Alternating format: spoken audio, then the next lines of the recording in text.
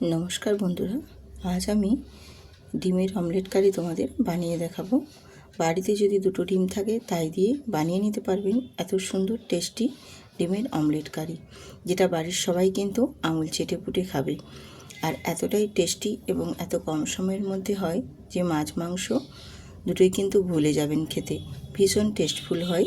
তো চলুন আর কথা না বাড়িয়ে দেখে নেওয়া যাক আজকের এই ডিমের অমলেট কারি। আমি এখানে 4টে ডিম নিয়ে বানিয়ে নিচ্ছি। তোমরা চাইলে 4টের পরিবর্তে 2টো দিয়েও বানাতে পারো, 3টে দিয়েও বানাতে পারো। 2টো দিয়ে বানালেও বাড়ির সবাই খেতে পারবে, 3টে দিয়ে বানালেও কিন্তু বাড়ির সবাই খেতে পারবে।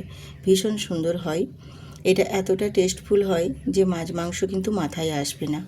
এছাড়াও বাড়িতে যদি সবজি না থাকে সেক্ষেত্রেও কিন্তু ডিম যদি বাড়িতে থাকে বানিয়ে নিতে পারেন।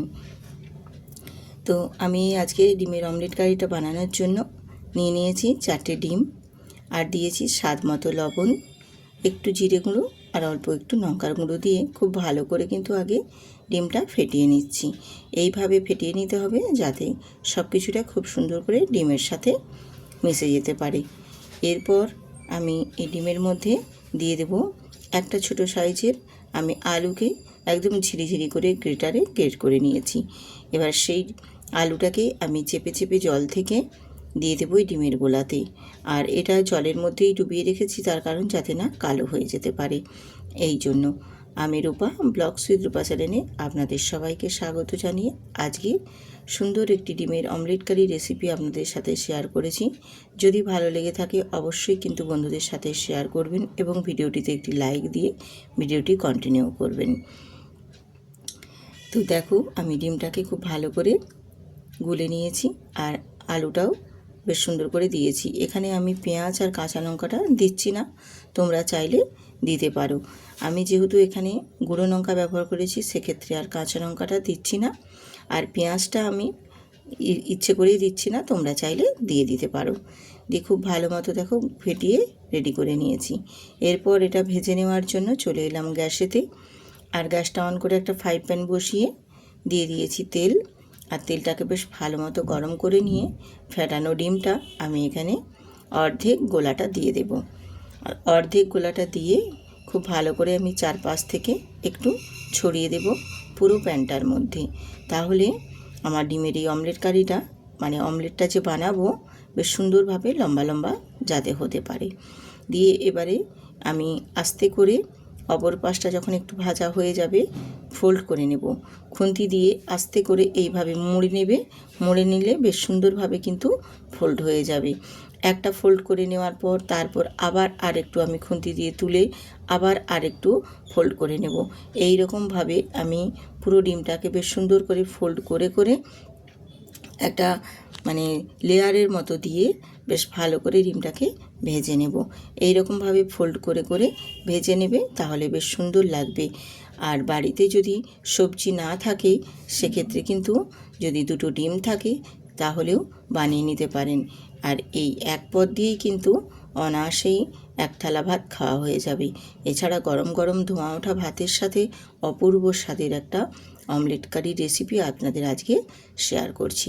ভীষণই সুন্দর এবং ভীষণ টেস্টফুল একটা রেসিপি, যেটা খেতে অপূর্ব অসাধারণ লাগবে। বাড়িতে গেস্ট আসলেও আপনারা কিন্তু বানিয়ে নিতে পারেন এই সুন্দর ডিমের অমলেট কারি। হঠাৎ করে গেস্ট এসেছে, বাড়িতে কিছুই নেই বানানোর জন্য, কি করবে খুঁজে পাচ্ছেন না, তাহলে যদি ডিম থাকে বা আমাদের বাড়িতে সচরাচর ডিমটা অবশ্যই সব বাড়িতেই থাকে, তাহলে এইভাবে বানিয়ে নিন বন্ধুরা। ভীষণ ভালো একটা সুন্দর রেসিপি আপনাদের সাথে শেয়ার করলাম আজকে। আর ডিমটাকে দেখো ফোল্ড করে নিয়ে বেশ একদম ভালো করে ফোল্ড করে নেওয়ার পর ভেজে নিয়ে তারপর আমি বেশ চৌকো চৌকো করে শেপ দিয়ে 4টা ভাগ করে নিয়েছি। আর এক একটা ভাগ কতটা মোটা হয়ে কতটা সুন্দরভাবে লেয়ার হয়েছে নিশ্চয়ই দেখে বুঝতে পারছেন। এই রকমভাবে আমি ডিমের গোলাটা থেকে এই রকমভাবে ভেজে নেব। আমার 4টে হয়েছে, আর বাকি যে গোলাটা আছে সেটা থেকে আমি আরও 4টে বানিয়ে নেব। এই রকমভাবে আমি পুরো ডিমের অমলেটগুলোকে সুন্দর করে বানিয়ে রেডি করে নিচ্ছি। এরকমভাবে বানিয়ে নেবেন বন্ধুরা। মাছ মাংস কিন্তু ভুলে যাবেন, মাছ মাংসের কথা মাথাতেও আসবে না। যদি একবার এইভাবে বানিয়ে নেন, বারবার কিন্তু বানিয়ে খেতে ইচ্ছে হবে, এত টেস্টফুল হয়। তো এবারে দেখো ডিমগুলো ভেজে নেওয়ার পর আমি যেই অল্প একটু তেল ছিল ওই তেলের মধ্যেই হাফ চামচ গোটা জিরে দিয়েছি। আর জিরেটা একটু ভেজে নেওয়ার পর এখানে আমি একটা বড় সাইজের পেঁয়াজ দিয়েছি। আর পেঁয়াজগুলোকে একটু বড় বড় করেই কেটেছি। তোমরা চাইলে এর থেকে আরও বড় কেটে নিতে পারো, কারণ আমি এই মশলাটা যে রেডি করছি এই মশলাটা মিক্সিতে দিয়ে খুব ভালো করে পিনো করে বেটে নেব। আর এখানে আমি কাঁচা পাকা লঙ্কা দেখো দুটো দিয়েছি। লঙ্কাগুলো ভীষণ ঝাল, তার জন্য আমি দুটোই দিয়েছি। তোমরা চাইলে আরও ঝালের পরিমাণটা বাড়াতে চাইলে বাড়িয়ে নিতে পারো। আর এখানে দিয়েছি কয়েক কোয়া রসুন, 1 ইঞ্চির মতো আদা দিয়েছি, একটা টমেটো দিয়ে আর অল্প একটু নুন দিয়ে খুব ভালো করে একটু কষিয়ে নেব। এইভাবে কষিয়ে নিলে টমেটোটা বেশ সুন্দরভাবে কিন্তু নরম হয়ে যাবে খুবই তাড়াতাড়ি। আর এগুলো পেঁয়াজ রসুন আদাটা সবটাই বেশ সুন্দর করে একটু ফ্রাই হয়ে যাবে। দিয়ে এবার আমি এগুলোকে একটু নাড়াচাড়া করার পর একটু ঢেকে দেব, যাতে টমেটোটা বেশ সুন্দর করে তাড়াতাড়ি নরম হয়ে যেতে পারে। আমি একটু ঢেকে দিয়ে তারপর তোমাদের দেখিয়ে দিচ্ছি, দেখো বেশ সুন্দরভাবে কিন্তু নরম হয়ে গেছে। এবারে আমি এটাকে গ্যাসটা অফ করে দেব। গ্যাসটা অফ করে দিয়ে তারপর এটাকে একটু কিছুক্ষণ রেখে ঠান্ডা করে নেব।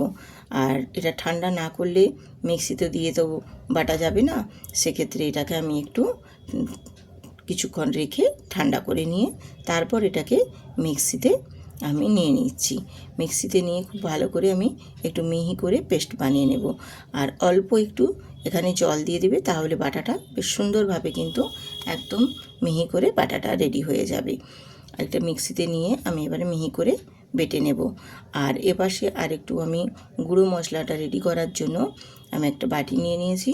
আর বাটির মধ্যে দিয়ে দিলাম 1 চামচ হলুদের গুঁড়ো, 1 চামচ জিরে গুঁড়ো দেব, আর দেবো এখানে 1 চামচ কাশ্মীরি লঙ্কার গুঁড়ো যাতে কালারটা সুন্দর আসে, আর দেবো এখানে 2 চামচের মতো টক দই। তো আমি আমার হাতের সামনে টক দইটা ছিল তাই দিয়েছি, যদি না টক দই থাকে সেক্ষেত্রেও কোনো অসুবিধে নেই। আর এই যে গরম পড়েছে, এই গরমে কিন্তু একটু টক দইটা খাওয়া ভীষণই ভালো। টক দইটা চেষ্টা করবেন হাতের সামনে যদি থাকে দেওয়ার। আর টক দই দিয়ে বানালে ভীষণ টেস্টফুল হয়, খেতেও ভীষণ ভালো লাগে। দিয়ে 1 চামচ জল দিয়ে আমি খুব ভালো করে মশলাটা খুব সুন্দর করে ফেটিয়ে নিচ্ছি। যেহেতু এখানে টক দইটা আছে সেক্ষেত্রে খুব ভালো করে কিন্তু একটু ফেটিয়ে নিতে হবে। আমি এটা ফেটিয়ে একদম রেডি করে নিয়েছি। এবার এটাকেও এক সাইডে সরিয়ে রেখে দেব। এরপর আবারও চলে এলাম গ্যাসেতে, গ্যাসটা অন করে দিয়েছি। দিয়ে ওই ফ্রাই প্যানের মধ্যে আবারও অল্প একটু তেল অ্যাড করে দিয়েছি। দিয়ে আমি যে মিক্সিতে মশলাটা রেডি করেছিলাম সেই মশলাটা এখানে দিয়ে দেব। আর একটু তেলটা গরম হয়ে আসলে দেবে, খুব বেশি যেন না হাই হিটে গরম হয়ে যায়, তাহলে পুরো ছিটকে ছিটকে গায়ের মধ্যে পড়বে। অল্প একটু তেলটা গরম হয়ে আসলেই মশলাটা দিয়ে দেবে। তারপর মিডিয়াম টু ফ্লেমে গ্যাসটাকে রেখে বেশ সুন্দর করে মশলাটা কষিয়ে নেব। আর মিক্সিটা ধুয়ে একটু অল্প জল দিয়ে এবার একটু নাড়াচাড়া করে মশলাটাকে বেশ সুন্দর করে কিন্তু কষিয়ে নিতে হবে। এইভাবে কষিয়ে নিলে পেঁয়াজ আদা রসুনের কাঁচা গন্ধটাও বেশ সুন্দরভাবে চলে যাবে, আর মশলাটাও বেশ সুন্দরভাবে কষানো হবে।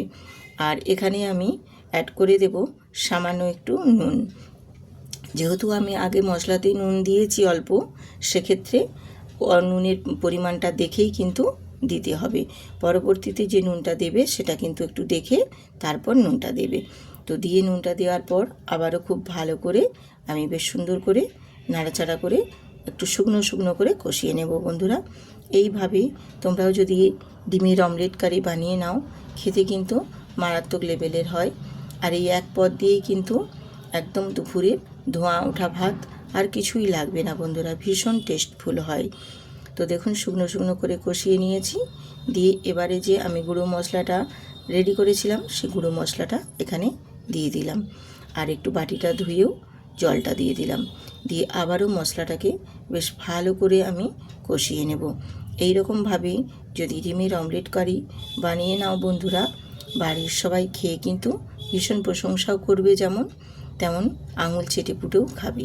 এটা বানানো যে খুব বেশি সময় লাগে বা খুব বেশি যে আহামরি উপকরণ লাগে তাও না। বাড়িতে থাকা আমাদের সচরাচর সাধারণ বাড়িতে যে সমস্ত উপকরণ থাকে সেই সব উপকরণ দিয়েই কিন্তু আমি রান্না বা রেসিপিগুলো বানানো চেষ্টা করি, যাতে সহজভাবে সবাই খুব অনায়াসেই রান্নাগুলো রেডি করে নিতে পারে।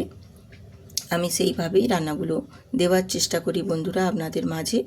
আপনারা দেখবেন, আশা করি আপনাদের ভীষণ ভালো লাগবে। আর এখানে যেহেতু আমি টক দই দিয়েছি, সেক্ষেত্রে অল্প একটু চিনি দিয়েছিলাম। চিনিটা স্বাদের ব্যালেন্সটা ঠিকঠাক রাখে। তো দিয়ে এবার বেশ ভালো করে একটু কষিয়ে নিয়েছি। বেশ তেল ছেড়ে গেছে, সেই পর্যায়ে এখানে আমি ধনেপাতা কুচি অ্যাড করে দিয়েছি। দিয়ে আবারও ধনেপাতাটা দেওয়ার পর আবার একটু কষিয়ে নেব বেশ শুকনো শুকনো করে। কষানোটা ঠিকঠাক মতো হয়ে গেলে এখানে জল অ্যাড করে দেব। জলটা আমি এখানে পরিমাণটা একটু বেশি করেই দিয়েছি, তার কারণ ডিমের যে আমার 8টা টুকরো হয়েছে ডিমের অমলেটে, সেগুলো যেন এই জলের মধ্যে খুব ভালো করে ডুবে গিয়ে ফুটতে পারে। তাহলে ডিমের অমলেটগুলোর ভেতরে যত এই মশলাটা ভেতরে ঢুকবে, ডিমের অমলেটগুলো ভীষণ সুন্দর একটা টেস্ট নিয়ে আসবে এবং খেতেও ভীষণ ভালো লাগবে। আমি একটু ঢেকে দিয়েছিলাম যাতে করে এটা খুব তাড়াতাড়ি বলক উঠে আসতে পারে, তার জন্য একটু ঢেকে দিয়েছিলাম। ঢেকে দেওয়ার কারণে দেখো খুব তাড়াতাড়ি বলক চলে এসেছে। এবারে আমি এখানে অ্যাড করে দেব ভেজে রাখা ডিমের অমলেটগুলো। এবারে অমলেটগুলোকে সব এক এক করে এই ঝোলের মধ্যে দিয়ে দেব। তো অবশ্য ফুটে যাওয়ার পর কিন্তু এই ঝোলটা এতটা থাকবে না, এই ডিমের অমলেটগুলোর মধ্যে অনেকটা পরিমাণে টেনে নেবে আর বেশ সুন্দরভাবে কিন্তু গ্রেভিটাও একদম রেডি হয়ে যাবে। তো দিয়ে দেখো ডিমের অমলেটগুলো আমি এখানে দিয়ে দিলাম। দিয়ে একটু বেশ ভালো মতো কিন্তু ফুটে আসা পর্যন্ত অপেক্ষা করব। এইভাবে একটু নাড়াচাড়া করে ডিমগুলোকে সব ভেতরে আমি ঝোলের মধ্যে ডুবিয়ে দিচ্ছি। দিয়ে একটু ফুটে আসা পর্যন্ত অপেক্ষা করে নেব, যাতে করে একদম টকবক করে ফুটে আসে। তো দেখুন বন্ধুরা, ফুটে চলে এসেছে বেশ সুন্দরভাবে। ফুটটা এসে সবগুলো ডিমের অমলেটগুলো বেশ ভালো মতো ফুলে একদম উপর দিকে দেখো উঠে গেছে। এবারে ডিমের অমলেটগুলোর ভেতরে যে এই ঝোলটা খুব সুন্দরভাবে ঢুকেছে, সেটা নিশ্চয়ই আশা করি দেখে বুঝতে পারছো ডিমের অমলেটগুলো কতটা পরিমাণ ফুলে গিয়ে একদম নরম হয়ে গেছে। আমি আজকে এই রেসিপিটি 4টা ডিম দিয়ে বানিয়ে নিয়েছি বন্ধুরা। তোমরা চাইলে 2টো ডিম দিয়েই বানিয়ে নিতে পারবেন, ভীষণ সুন্দর লাগে খেতে। 2টো ডিম দিয়ে তার মধ্যে যদি একটা এরকম আলু দিয়ে পেঁয়াজ দিয়ে বানিয়ে নেন, বাড়ির সবাই কিন্তু খেতে পারবে। যে 2টো ডিম আছে কি করব, 2টো ডিমে হয়তো বাড়ির সবার পরিমাপে কুলোবে না, কিন্তু কোনো চিন্তার কারণ নেই। এইভাবে একবার বানিয়ে নেবেন, ভীষণ ভালো লাগবে। এছাড়া বাড়ির সবাইয়ের পরিমাপে কিন্তু একদম পারফেক্টভাবে রেডি হবে। তো আমার আজকে ডিমের অমলেট কারিটা পুরো সম্পূর্ণভাবে রেডি হয়ে গেছে। আমি 2 মিনিট স্ট্যান্ডিং টাইমে গ্যাসটা অফ করে রেখে দিয়েছিলাম ঢেকে, যাতে করে কালারটা দুর্দান্ত আসে এবং রেসিপিটা পুরো সম্পূর্ণভাবে যে সুন্দরভাবে রেডি হয়েছে সেটা তোমাদের দেখিয়ে দিচ্ছি। দেখো, এইভাবে যদি ডিমের অমলেট কারি বানিয়ে নেন বন্ধুরা, মাছ মাংসর কথা মাথায় আসবে না। মাছ মাংস ছেড়ে এই ডিমের অমলেট কারি খেতে চাইবেন বারবার, এবং এত টেস্টফুল, এত অসাধারণ টেস্ট হয় যেটা আঙুল চেটেপুটে খেতে কিন্তু বাধ্য হবে। বাড়ির সবাই প্রশংসা করবেই করবে, উপরন্তু খেয়ে সবাই তৃপ্তিও পাবে। ভীষণ ভালো হয় আর খেতেও দুর্দান্ত লাগে। তোমাদের আমি এক একটা পিস ডিমের তোমাদের দেখিয়ে দিচ্ছি অমলেটের, যে পিসগুলো কতটা লেয়ারযুক্ত আর কতটা মোটা হয়েছে। দেখো, নিশ্চয়ই দেখে বুঝতে পারছো যে ঝোলের মধ্যে ফুটে যাওয়ার কারণে কতটা মোটা হয়েছে। দেখতেও যেমনি সুন্দর লাগছে, আর এক একটা ডিমের অমলেট দিয়েই কিন্তু এক একজন ভাত খেয়ে নিতে পারবে। এতটা মোটা হয়ে লেয়ারযুক্ত হয়েছে, ভীষণ সুন্দরী, খেতে অসাধারণ। আজকের এই রেসিপি কেমন হয়েছে বন্ধুরা, কমেন্ট করে কিন্তু জানাতে একদম ভুলবেন না। আর যেসব নতুন নতুন বন্ধুরা আজকের আমার এই রেসিপি দেখার জন্য আগ্রহ হয়ে ভিডিওটি পুরো কন্টিনিউ দেখেছেন, তাদেরকে অসংখ্য অসংখ্য ধন্যবাদ জানিয়ে আজকের রেসিপি এখানে আমি শেষ করছি। আবার দেখা হবে।